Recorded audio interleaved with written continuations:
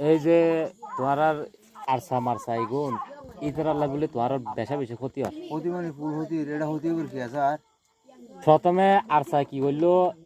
বর্মাইয়ের মিলিটারিরে মাঝে মারে নে কি করলো ইতারা এর আগে তোমার বর্মা মুসলিম সকলের বেগুনেরও দৌড়াই দিয়ে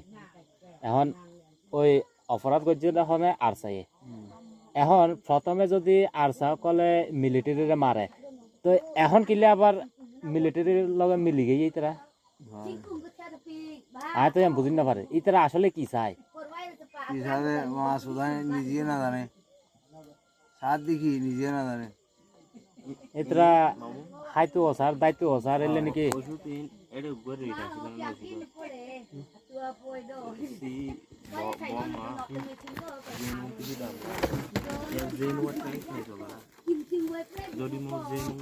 আর সকলে আন্দোলন করলে